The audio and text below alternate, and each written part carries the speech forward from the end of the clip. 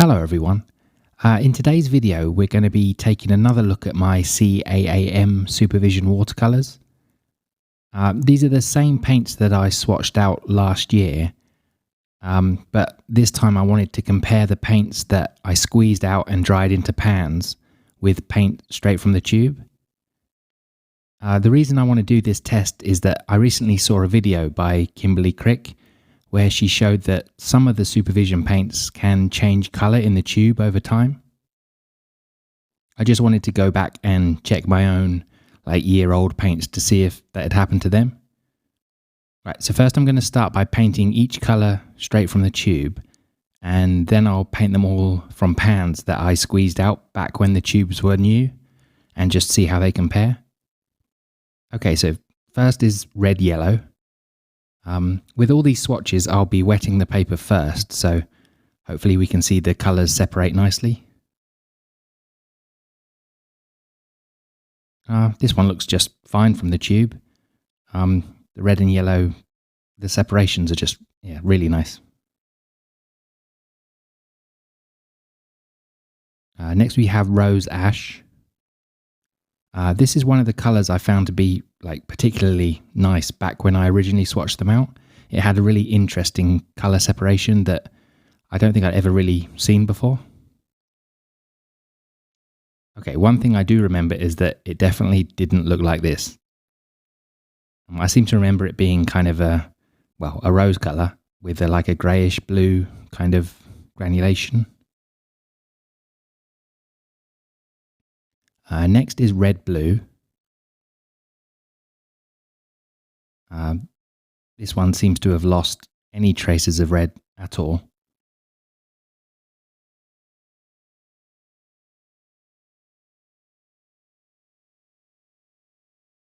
Now we have golden green.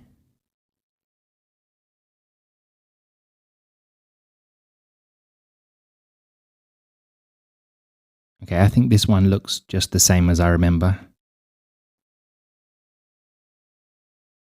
Now we have green-yellow. Oh, sorry, yellow-green.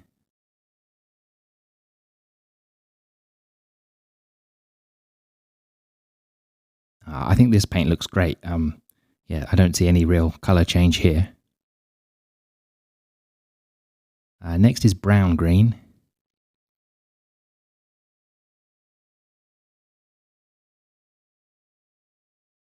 Okay, this one looks a bit of a mess to me. I can see some brown and green in there a little bit, but I don't remember it being this kind of grey colour.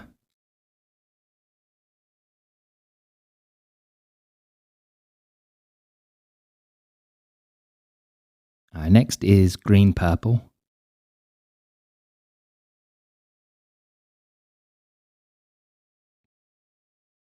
I don't see much green in this, but then again I don't remember seeing much green even when the tube was new.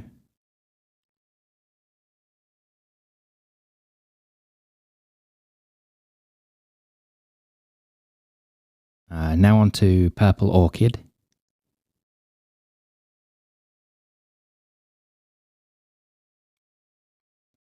This is a nice blue with I kind of like a little bit of purple in there. It still seems okay from the tube, I think. Next we have blue gradient.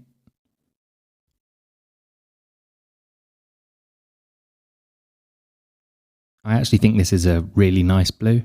I kind of like the dark and light blue separation. And yeah, it looks fine from the tube to me.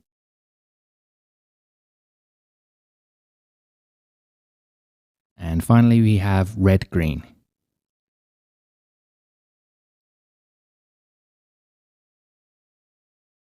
This one looks like it still has the red in there, so I guess it's different from the rose ash and red-blue. Can't really see much green though, to be honest. Okay, let's take a look at the pans and see how they compare. So each of these pans was squeezed out and left to dry when I first got the tubes. Right, so let's take a look at the red-yellow first.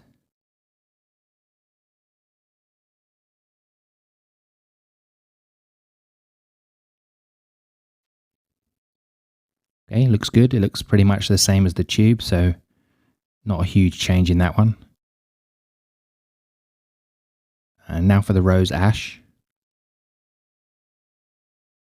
I kind of had to double check that I'd used the correct pan here because, yeah, this is definitely what the original paint should look like. It's a rose color with the grey, blue, ash-like granulation. And as it dries, the separation will show even more. Yeah, the color change is really quite hard to believe.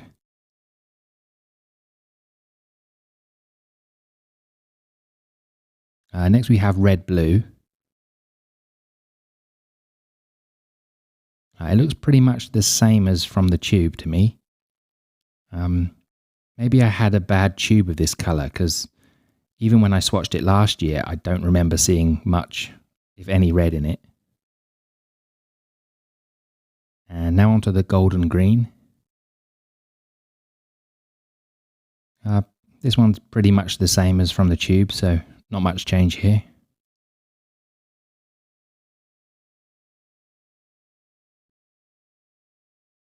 Next is yellow green. Again, there's not really any change from the tube, so that's good. Now for brown green. Okay, this looks more like how I remember it. The green and brown separation is pretty clear here.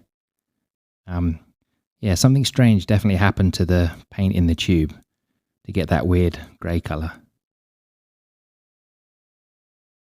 Next is green purple.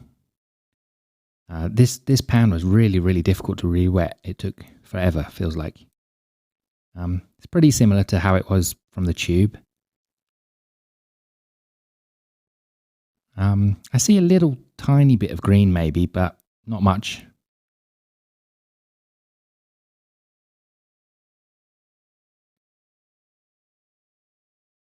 Now onto purple orchid.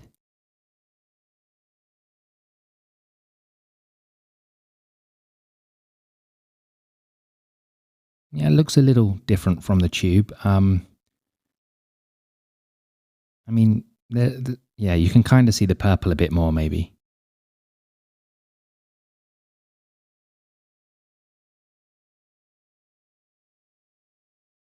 Now onto the blue gradient.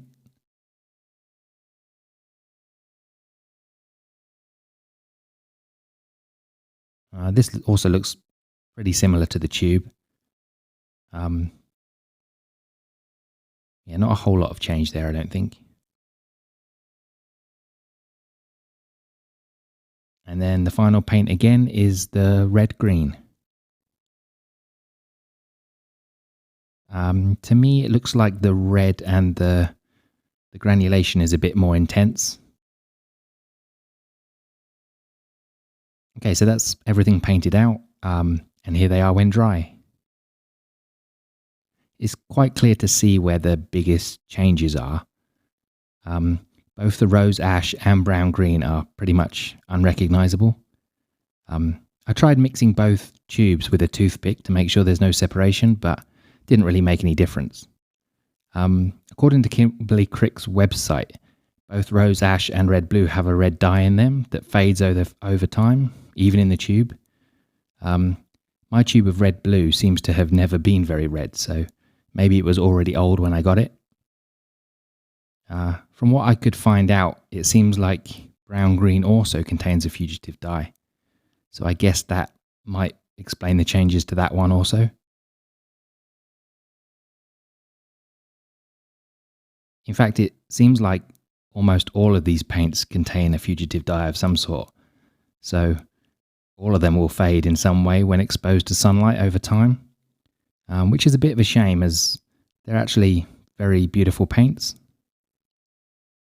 What I find even more strange is that the rose ash and red blue contain a dye that will fade to nothing, even inside the tube. Yeah, my red blue was probably sitting in storage so long that the red was gone before I even received it. I mean, yeah, why would any company make a product like that? I don't know. I'm sure they have their reasons. So what are your experiences with these paints? Do you use them, or have you ever wanted to try them? I personally still don't have any real use for them. Some of them are pretty and they create some interesting effects, but yeah, the light fastness and the fading in the tubes, yeah, it just puts me off really. I definitely wouldn't buy them again. So thank you all for watching, and I'll talk to you in the next video. Bye bye.